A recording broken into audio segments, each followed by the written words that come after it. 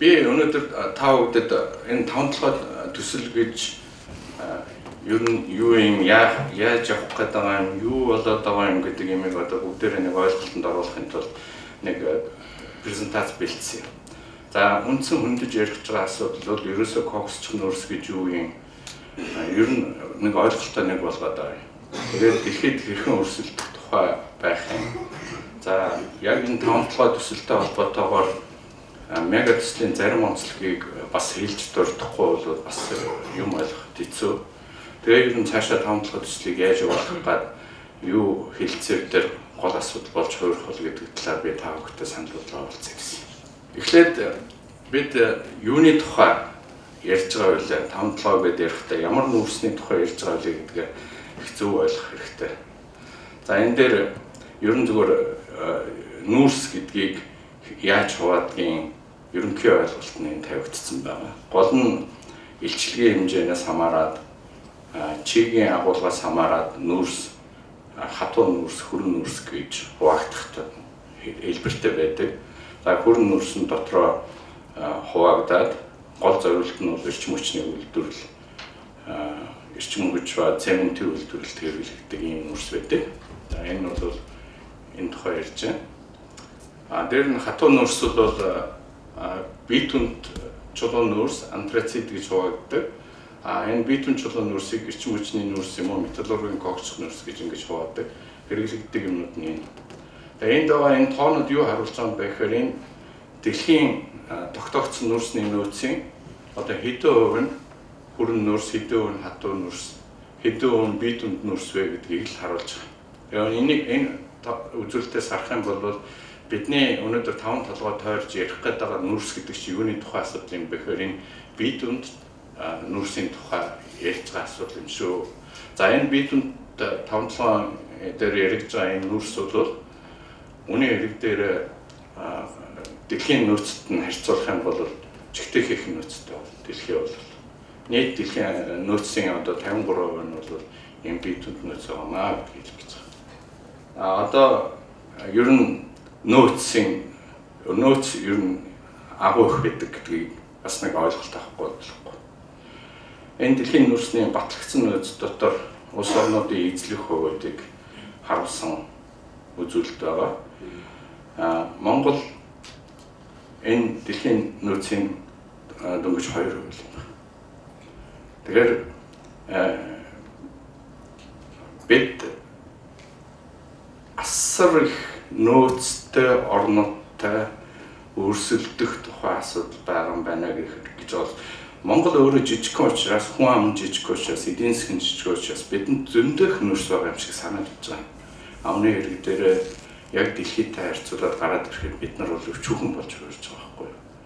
Тэгэхээр энэ дээрс цаашаага бас дүгнэлтүүд хийх хэрэгтэй. Юу гэхээр бид учиргүй биднгүүгээр дэлхий амьдарч байгаа юм шиг тийм сэтгэлгээ ерөөсөө байж болохгүй. Биднгүүгээр энэ 5-7 нөөцгүүгээр дэлхий одоо их л хүнд байдалд орчих байгаа юм шиг тийм ойлголтууд байхгүй шүү гэдгийг одоо би анхнаасаа бүгдээрээ нэгдмэл ойлголтод орсон байх хэрэгтэй. За коксч нүүрсний тухай ярьж байгаа юм байна. Юунд хэрэглэгддэг юм бэ гэдэг асуудлыг бас бүгдээрээ мэдээд авах хэрэгтэй. Багцаагаар бол бүгдээрээ мэдж байгаа. Ер нь манайхан бол төмрийн үйлдвэр, гангийн үйлдвэр гэдэргээл яриад байдаг. Үнийн хэрэг дээр яг зөв ойлголт нь бол төмрийн үйлдвэр дээр нүүрс төрөгч хийж ээж нүүрс төрөгч нь өөрөө гол кокс өөрөө агуулдаг. Тэгээд гам болдог учиртай. Тэгэхээр эхлээд зөв ойлголтуудтай байх хэрэгтэй гэдэг үгээс.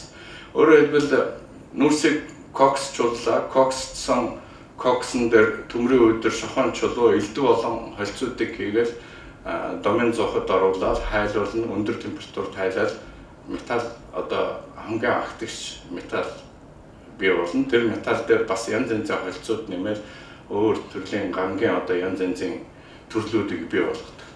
Хоёрхан арга байна. Тэр нь юу гэхээр кокстой холжоод төмөр гаргаж авах домын зоохон дотор. Эсвэл хаягдл төмрөө цахилгаан зоохон дотор одоо манай дархны төмөдийн үйлдвэр шиг цахилгаан зоох дотор хайлуулад явдаг юм. Эцсийн дүндээ бол ард талд нь дандаа нүүрсний хэрэглээд байгаа. цахилгаан зоохоор хэдийгээр төмөр хайлуулад гаргаж болж байгаа ч гэсэн тэр цахилгааны чинь үйлдвэрлэлийн ардталт нь нүүрсэл байж идэг. Тийм учраас нүүрс төмөр гангийн үйлдвэрлэл гэдэг бол амин холбоотой юм байдаг юм байна гэдгийг ойлгох хэрэгтэй. За коксч нүүрсэн дээр нэг юм сайн ойлгох хэрэгтэй. Нэг том түүхий одоо анхны ган бэлтгэхэд нэг ойролцоогоор 600 кг кокс шаарддаг. Томын цохонд. ертөнцийн өөрөө бас энийг өөрчлөх гээд маш их тэмцэлтэй болж байгаа. Тэгээд одоо хүртсэн бас зарим ололт амжилтанд гэвэл 1 тонн ганд урд нь 600 кг хэрэглэдэг байсан бол 300 кг хэрэглэдэг болцсон байх жишээд. Тэгэхээр өөрөөр хэлбэл бид нар коксын хэрэглээ үр ашигтай байдал руу орж байгаа. ертөнц дэлхийгээр сайхан боловч бид юм зарах гэж байгаа усад байвал бид нар төшөө зөндөө хүндрэлүүд бий болж байгаа шүү гэдгийг ойлгож авах бол зүгээрээ. За гарцаагүй кокс нүүрс болоод ган боловсруулалт өөр хоорондоо шууд хамралтай байдаг гэдгийг зөвхөн харуулах үүднээс энэ хандлагын энэ зургийг харуулж байгаа. Өөрөөр хэлбэл гангийн үйлдвэрлэл коксын нүүрсний үйлдвэрлэл хоёр бол шууд хамааралтай. За дэлхийн ган үйлдвэрлэл бол коксгүйгээр явдаг юм байна гэдэг энэ ойлголт чухал. Гэхдээ маш их өрсөлдөгчд байдаг юм байна гэдгийг бол та түрүүн харсан баг. За сүүлийн үед гангийн үйлдвэрлэл бол байнга өсөж байгаа. 2010 онтой харьцуулбал гангийн дэлхийн үйлдвэрлэлийн хэмжээ бол за яг нэг бараг 2 дахин нэмэгдсэн. Гэхдээ энэ дотор бол хятадын хэрэглээ бол 5 дахин нэмэгдсэн. Тэгээд өөрөөр хэлбэл хятад өөрөө гангийн үйлдвэрлэлийн одоо дэлхийн өөрөө зах зээл болсон гэдгийг бид нар хүлээн зөвшөөрөхгүй болохгүй. Энийг бол их сайн ойлгох хэрэгтэй гэдэг юм байна. За тэгэхээр хятадын гангийн үйлдвэрүүд ерөнхийдөө дэлхийн нийт ган үйлдвэрлэлийн одоо 45-50% төгсөж байна. Тэгэхээр дэлхийн зах зээл гэдэг чинь 100% гэж үзэх юм бол 50% нь хятад өөрөө гангийн зах зээл болж хөрчээд байгаа байхгүй дэлхийн зах зээл. За яг цаашдаа ирээдүйн тэрийг бодох юм бол хятадаас ер нь олон кокс үйлдвэрлэгчид нүүрс үйлдвэрлэгчид бол шууд хамааралтай. Хятад руу юмаа зарж амьдрахыг бүгд сонирхож байгаа. Өнөөдрийн хийгдэж байгаа бүх ажлууд юм байгаа гэдгийг хэлмээр. Миний хувьд бол судалгаа хийж байхад нэг шинэ юм юу олж харсан бэ гэхээр хятадын гангийн үйлдвэрүүд ерөнхийдөө далайн хэрэг рүүгээ нүүдэл хийгээд байгаа юм байна. Нүүдэл хийгээд байгаа. Яагаад тэгж байгаа вэ гэхээр нөгөө далайн тээврээр ирж байгаа кокс руугаа ойртох, далайн тээврээр ирж байгаа төмрийн хөдөлгөөгөө ойртох ийм ажиллагаа хийгдэж байгаа.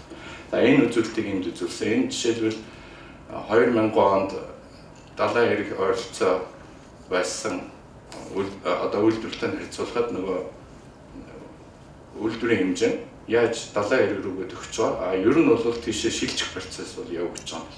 Тэгэхээр энэ бидний хувьд юу муу байдал харагдаж байна нөхөр.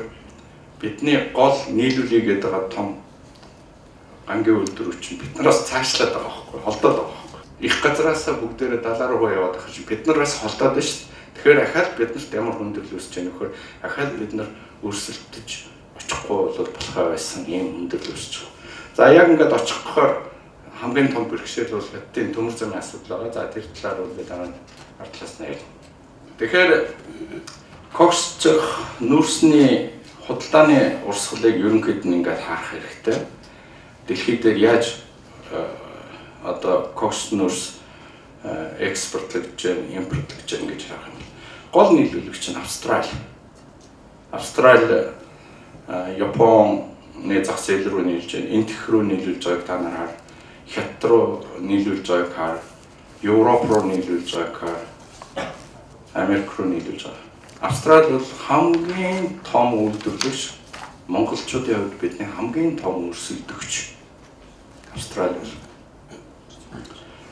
За ер нь сайн бодох юм бол Австралийн нийлүүлэлттэй өрсөлдөнө гэдэг бол ёстой хэцүү толгой өгсөн ажил гэж хэлмээр байна. Тэгэхээр яаж хийх ёстой вэ гэдэг талаар би дараа нь цааш нь ярих гэдэг.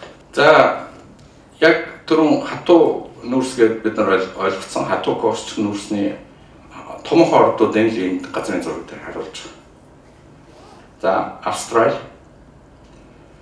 Мозамбик, Индонез, Америк өөрөө бас өөрөө, Канада ажиллаж байгаа нь энэ хар гурвалж байна.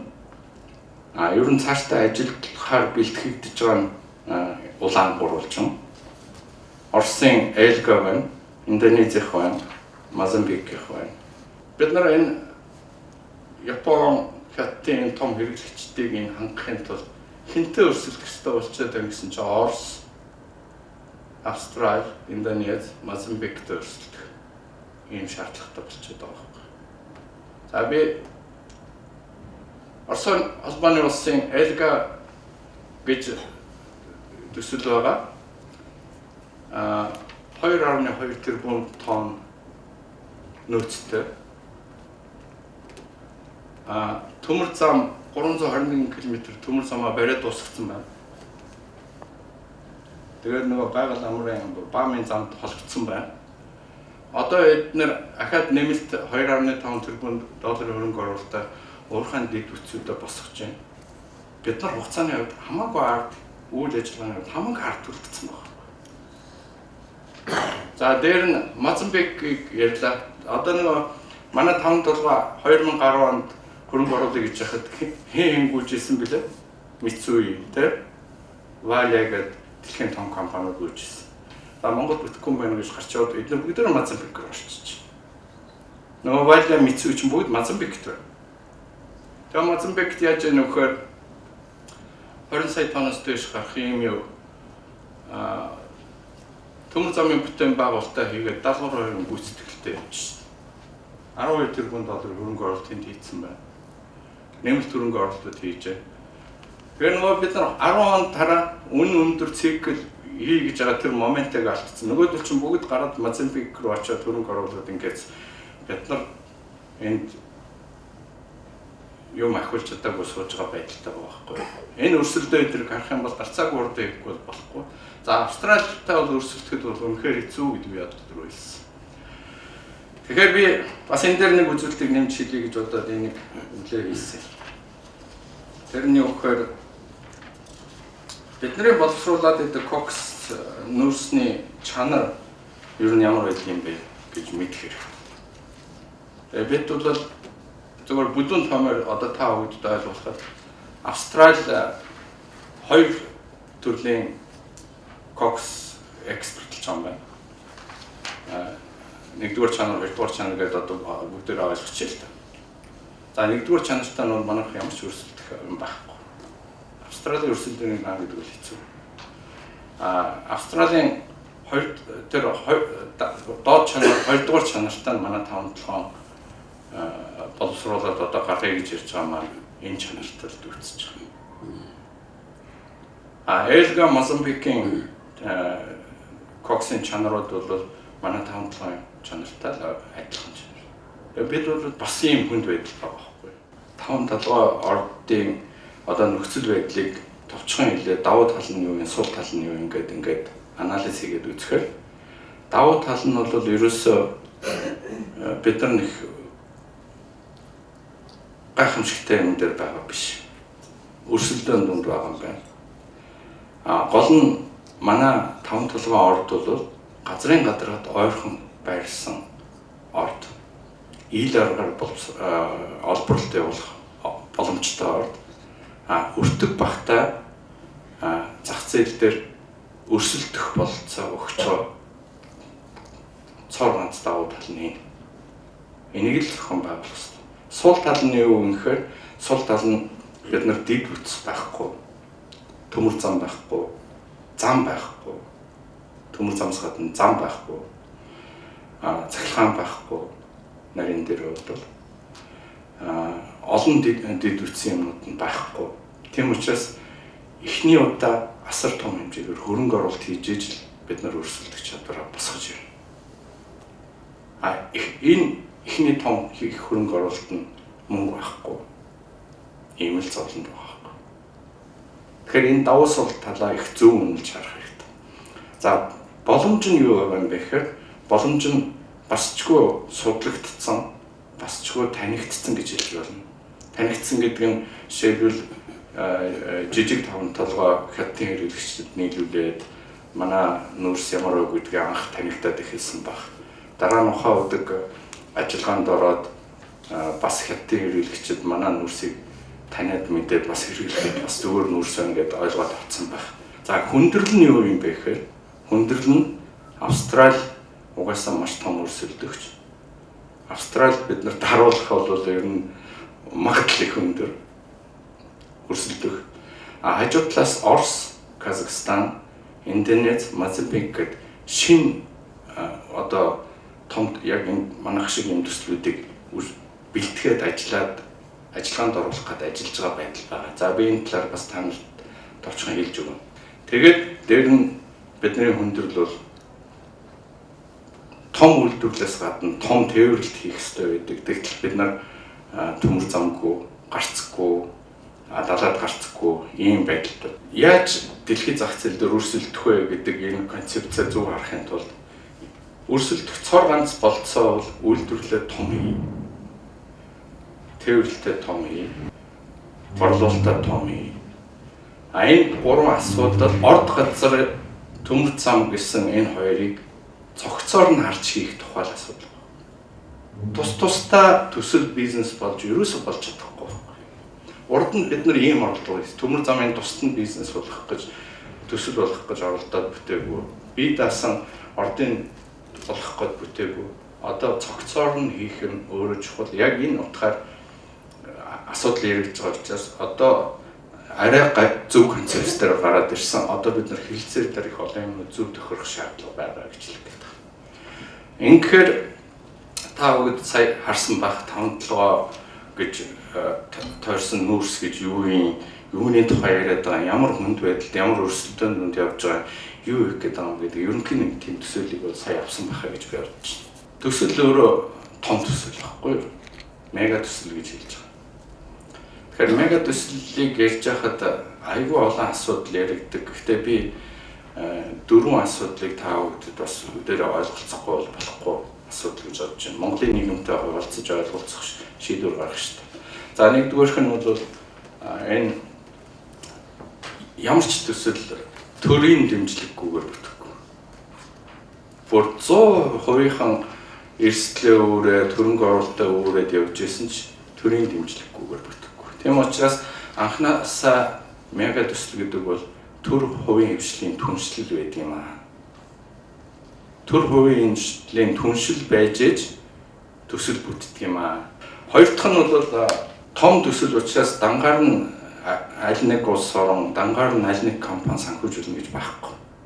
Заавал бид нар банк санхүүгийн байгууллага санана. Банк санхүүгийн байгууллаас мөнгө босгоно. Тэгэхээр банк санхүүгийн байгууллаас мөнгө босгодог энэ үйлдэл Монголд байхгүй юм аа. Муу ойлголттой байна. Энийг төслийн санхүүжилт гэдэг нь project finance гэдэг. Энэ project finance гэдэг нь яаж хийдэг юм бэ гэхээр дундын тусгай зорилтын компани байгуулагддаг. Тэр компани материалуудаа боловсруулаад засгийн газар төртөөгөө бүх түншлэлийн хэмжээнд гэрээ хэлцээгээ банкны чадвартай баримтчиг болгож хөрөх хэрэгтэй. Тэгээ банк нь тэрийг авч үзээд үнэхээр энэ ажиллах юм байна гэж банкнаас мөнгө авах хэрэгтэй байхгүй. Тэгэхээр энэ төслийн санхүүжилт гэдэг юмыг ойлгох хэрэгтэй гэж хэлмээр. За манайд өнөөдөр учирч болох том бэрхшээл одоо нүдэнд харагдаж байгаа бэрхшээл бол тусгай зөвшөөрөл харагдаж байгаа байхгүй. Нэгэнт дараа банкнаас мөнгө усгах гэж байхад нөгөө одоо бид нартай хэлцээгээ сууж байгаа консорциум банкнд очихдоо Монголын засгийн газараас өгдөг бүх тусгай зөвшөөрлийг аваад очсон байх хэрэгтэй. Банк нь ингэж асууж шүү дээ. Та зөвшөөрлөө авсан юм уу? Аваагүй би авах гэж өөрчилж байна. Тэгвэл та зөвшөөрлөө авах надад мөнгөний тухай ярих хэрэг цаг алга гэж явуулчих. Тэгэхээр энэ чинь нөгөө төслийн санхүүжилт гэдэг мега төслийн ухаанаас цаашаа ураад гараад ирэхэд тусгай зөвшөөрлийн асуудал нь тэгж тавигддаг байхгүй. Манай Монголд ямар байдалтай байдг вэ гэхээр та нар мөнгө босгоод ир юу гэж байгаа надад нарийн тайлгар дараа надаас зөвшөөрлөө авах. Тэгээ энэ сэтгэлгээ өөрөө мега төслийг алдаг. Тэгээ энийг дэлхийд дээр бас энэ бэрхшээл байдгийн байлээ. Энийг харуулсан байна. Жишээлбэл том мега төслүүд дээр 100 мега төслийг хэрэгжүүлэхэд зөвшөөрлийн асуудалтай яаж тулгарч яах вэ гэдгийг бүс нутгаар нь харуулсан байхгүй юм. Энэ Independent Project Analysis Institute гэж байгуулсан юм. Тэгэхээр энэ юу харуулсан гэхээр 100 төсөл хэрэгжүүлэхэд Канадад 15 юутай, Америк 15-аас доош гэж байгаа шүү тэмдэглэл. Өмнөд Америк 15-аас доош, Австрали 15-аас доош. Ер нь бол том төсөл хэрэгжүүлэх гэж байгаа бол тусгай зөвшөөрлийг төвөгчлгүй өгдөг байж явдаг юм байна гэж эндээс харагдана. Африк дээр их олон төсөл хэрэгжүүлж байгаа энэ тоо сайн харагдахгүй байна. 100 төсөл хэрэгжүүлэхэд 25% л ямар нэгэн бэрхшээл проблемтай очирч ирсэн болохоос зөвшөөрлийн проблем очирдаггүй. Азид болохоор 40, Орос, Төв Аз болохоор 70% бэрхшээлтэй. Би бол Монголыг 100% бэрхшээлтэй л гэж байна. Тэгэхээр мега төсөл гэдэг чинь өөрөө ийм зовлонтой юм байд юм байна. Ийм бэрхшээл байгаа юм байна гэдэг ерөнхий байдлаас харах юм бол энэ хамтлагаа дээр яг одоо харагдаж байгаа проблем юм байна. Одоо юу болоод байгаа вэ гэдэг талаар одоо төвчхэй лээ. За энэ сайтыг бол та бүхэн мэдж байгаа. Үе орж явах хэрэгтэй. Бид нар өшөө сайн баяжуулна, мэдээлэл зөндөө баяжуулна. Аажмаар ингээд та бүгдийн мэдээллийг бол дүүргэж өгнө гэж ингэж бодож байна. За уралдаанд шалгаруулалт улсын хурлын 39 дугаар тогтоол. Тэрэн дээр энэ 5 ордоос бүтээгдэхүүний өрсөлдөх чадвар гэдэг өрсөлдөөнөөр л энийг асуудал шийдэх юм байна гэдгийг нэгдүгээр ойлгосон учраас тэр том ял орж ирсэн байлаа. Хоёрдугаарт нэг цонхны бодлогын хүрээнд гэж нэг цонхоор том үйлдвэрлэл, том тээвэрлэлд борлуулалт хийж амжилттай хүрнэ гэдгийг ойлгосон. Ийм тэгээд энийг төмөр замынхаа юутай холбоотой шийдээр гэсэн ийм улсын хурлын тогтоол гарсан. Дараа нь энэ тогтоолоор 268 дугаар засгийн газрын тогтоол гараад одоо сонгуульд шалгаруулалт явагдсан байна. За сонгуульд шалгаруулалтын үндсэн нөхцлүүдийг бол та бүгд гарч нотсон. За үнэхээр хүнд нөхцөлтэй дөө яг том төслийг харах юм бол 2.5 жилд 30 саяас баггүй нүүрс баяжуулах хүчин чадал бий болох Чалко компани төлхөрийг барагдуулах асуудалд оролцсон 5-7 гашуун цахиач чиглэлийн төмөр замыг үргэлжлүүлэн байр уралдаан шалгаруулалт бол 5 жил явж байгаа. 10-аас яваад. Би энийг ингэж бөөрнкөөр харуулах дуртай байдаг. Яа тэгэхээр энэ бөөрнкүүд дээр энийг хөдөлгөөн оруулсан байгаа динамик. Цагтаа хийгээгүй юм ийшиг ингээд бие өрөөгөө явсаар байгаа. Нарийн дээр бол энэ хоорондоо мөргөлддөг байхгүй хийх ёстой ажлууд нь хоорондоо мөргөлдөө. Тэгээд бахан шаарууд мөргөлдөд ирэхээр тэгээ мега төслөөр хавраад ундаг байхгүй. За тэгэхээр 5 толгой төсөл ерөнхийдөө яаж хэрэгжиж байгаа дүр зураг байгаа вэ гэхээр төслийн компани 5 толгой дээр байгаа юм байна. За төслийн компани Energy Resource юм байна. Energy Resource гэдэг компани дотор хөрөнгө оруулалт хийгээд явъя гэж спонсор гэж одоо яг тэр олон улсын ойлголтоор нь ярих юм бол MMC Шинхua Sumitomo явж байгаа юм байна. Эдгээр олон улсын банк санхүүгийн байгууллагаас төслийн санхүүжилтээр мөнгө татах юм байна. Засгийн газар энд бол гэрээ байгуулж нөгөө энэ мөнгө татах бүх үйл ажиллагаанд нь туслах ёстой. Тэгээд төмөр зам барьна, баяжуулах үйлдвэрээ барьна, тэгээд бусад зах зээл дээр гарч ингэж төслөө босгож ирэх юм байна гэсэн ерөнхий дүр зураг гарч байгаа. Хурдан хийх шаардлага байна. За ямар шаардлага байна вэ гэхээр өрсөлдөө асар өндөр түвшинд явагдаж байгаа. Тэгэхээр хамгийн одоо бид нарт том өрсөлдөж орж ирэх гээд байгаа Орос, Мозамбик болчихсон. Орос, Мозамбикт одоо ажил нь явж байгаа юм байлаа. Би одоо тэрийг дараа слайд дээр харуулна. За бас нэг сонирхолтой мэдээ хэлэхэд нефтийн үн одоо ингээ унаад байна шүү дээ. Нефтийн үн унаад байгаа энэ нөхцөлд ямар мессеж гарч ирээд байна вэ гэхээр нөгөө бидний бэлэн байдал муу нөгөө нефтийн үн унаж байгаа энэ нөхцөлд нөгөө манай өрсөлдөгчдийн зардал нь буураад байгаа байхгүй. Өрсөлдөгчдийн зардал нь буураад. Ер нь бол уул уурхайн бизнесийн 40% хүртэл нь бол төрс шатхан эзлээд байдаг. Тэгэхээр тэдний зардал буурж байгаа. тэд илүү их үйлдвэрлэлийг төрүүлж хийх бэлтгэх юм байдал руу оруулаад бидний хүнд байдалд оруулаад байгаа байдал харагдаж байна. Одоо жишээл нефтийн үн дээр харагдах. За Монголын эдийн засгийн байдал ямар байдалд орсон? Бид нар айгүй унахад бэлэн байгаа байдалд байна. Төлбөрийн чадвар, валютын нөөц туссан нэтрээр бодох юм бол энэ дээр бодоход том төсөл эхлэхгүй бодлохгүй.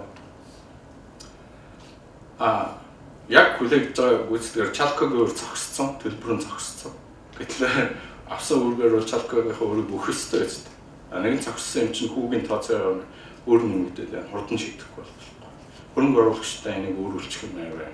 За ийм олон шалтгаануудаар хурдан их шаардлага бол гарцаагүй байна. Бид нар тийм хурдан ажиллах боломж байна уу? Би боломж байна гэж харж байгаа. Яа тэгэхээр мэдээлэл судлаа шин биш. Цоо шин төслийн тухай яриаг олон юм байж байгаа. Бас чиггүй зөв буруу ч гэсэн бас одоо ажлууд хийгдсэн байна.